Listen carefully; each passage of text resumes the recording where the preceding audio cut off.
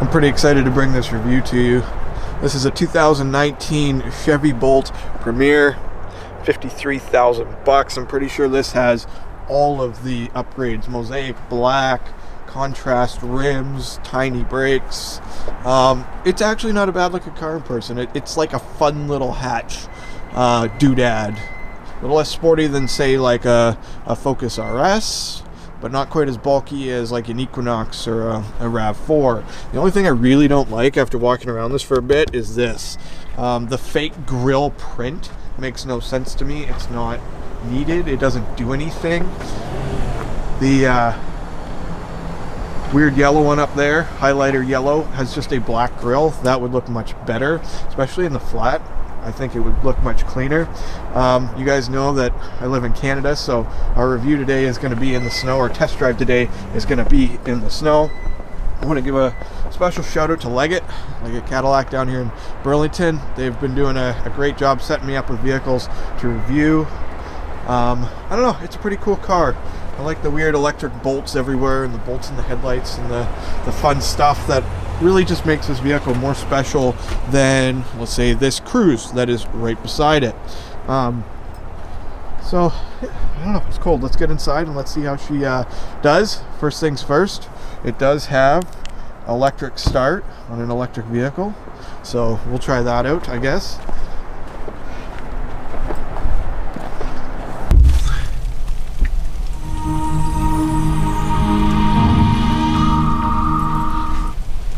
I just had to share that. I thought that was pretty cool.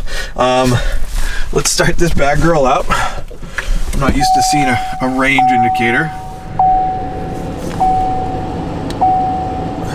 Make sure the stereo's off so I don't have to fight with that. This touchscreen is massive.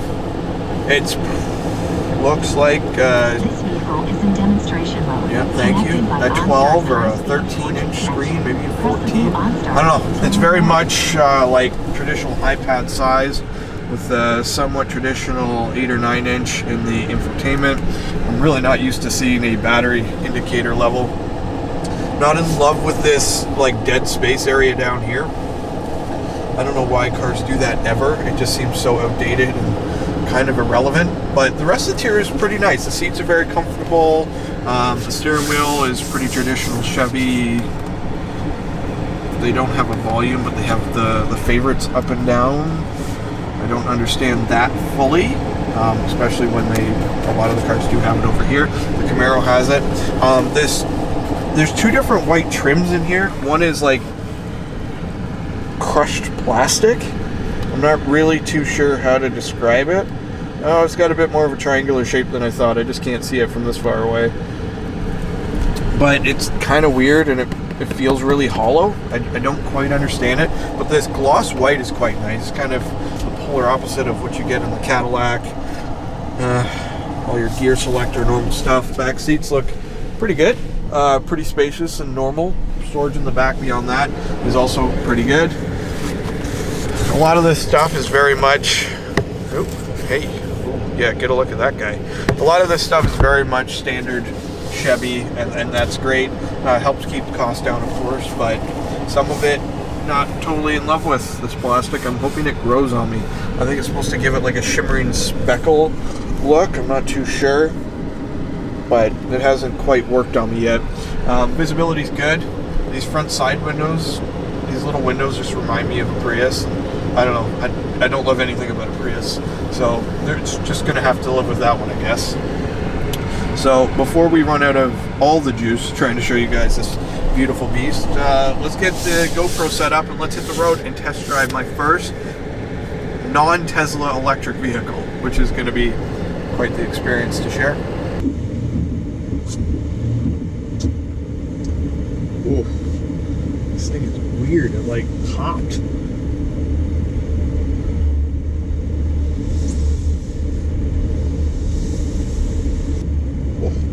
She is surprisingly peppy. I don't know if you guys can hear that.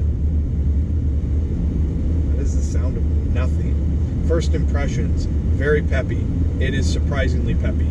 Like, good peppy. Like, if I bought a Chevy Cruise, this is what I would want or expect for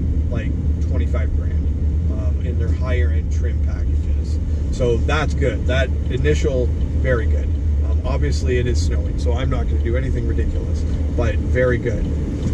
So I got a little bit of power anxiety while prepping this vehicle for this video because I lost 3 kilometers of range in the moments that I spent getting the camera ready. It was like 3 minutes, but just the heated seats going and the warmer going because it has a separate electric system to heat the car.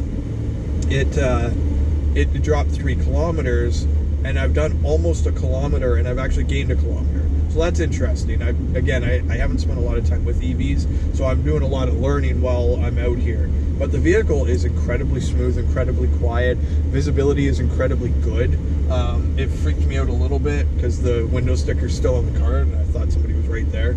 So that was a little bit of a shocker of a moment. But everything else in it is very good. The armrest positions are surprisingly good and better than I find in most vehicles. I'm usually incredibly disappointed. Does this thing slide forward? Yes. Okay, so that's what I wanted. So I'm in a very relaxed, comfortable road trip position, and I could spend a very good amount of time. The seats are surprisingly small, actually even narrower than the Camaro, which is shocking because it has pretty confined seats, but they're incredibly comfortable and well fitted, which is good. I have a pretty broad back, but it's very nicely held into position. I'm actually really happy with this. I'm in a really good mode right now. It also has a sport mode, which I think is pretty funny.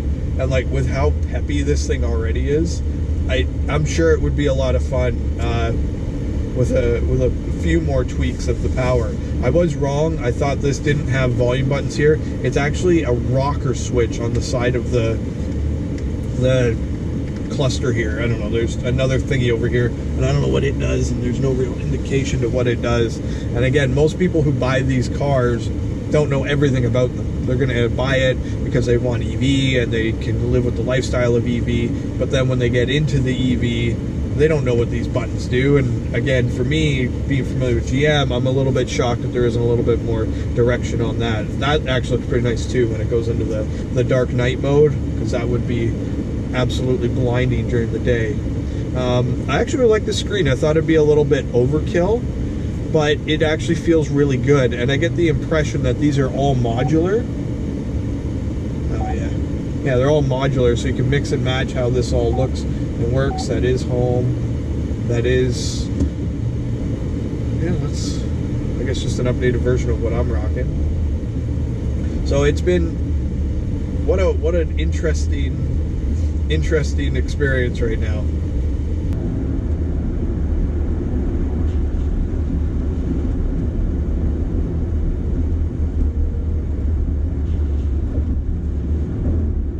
This thing actually scoots really well.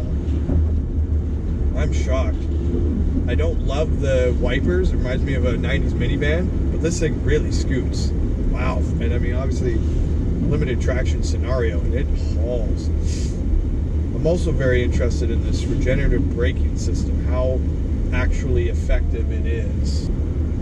So one thing I've noticed in most reviews, and I thought was kind of interesting, is most people say that these cars are fast, like they're pretty quick, but they're not really quick until you're at speed. So we're doing 50 kilometers an hour in a 50 zone. Whoa. And when you hit it, it's like, oh, we're headed. We're going that way. Again, I'm very pleasantly surprised and pleased at how fun this is. I could really hoon in this thing. Obviously, you'd never buy this to be a hoon, but to be able to buy the next gen tech and still enjoy some of the things that you're leaving behind, especially when you're not in the Tesla price point, is a good day.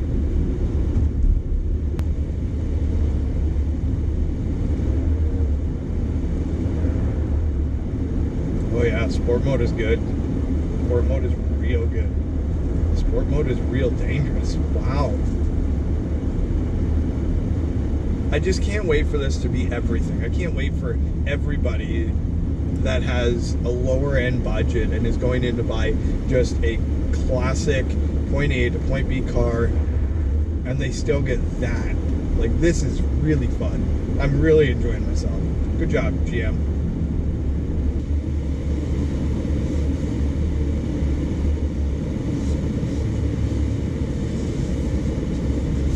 turn radius is absolutely incredible. Holy.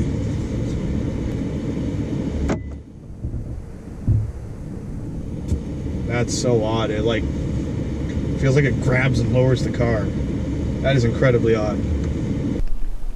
I just wanted to give you guys some thoughts from the back seat. USB ports, lots of creature comforts. I'm actually sitting in the middle seat, which I find better than most, I guess, compacts or equivalently sized vehicles. Tons of headroom, tons of footroom. Obviously, there's no drivetrain or anything in this car, so their ability to manipulate space has been a little bit more utilized.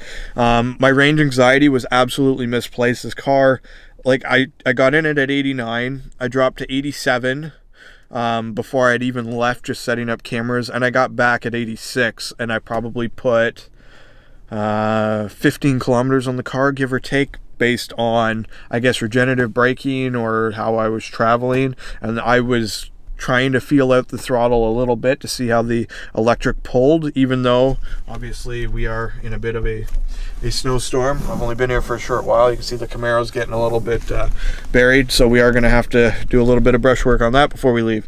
So what an unbelievably great car. This is really, really cool. We got to get the price down on these. We got to get them on the road, and we got to start enjoying them because the future is awesome. This is really, really cool. So I hope you enjoyed this. I really appreciate Leggett's letting me have some unsupervised fun in their cars. So shout out to them, and until next time, drive safe, take care, and behave as always.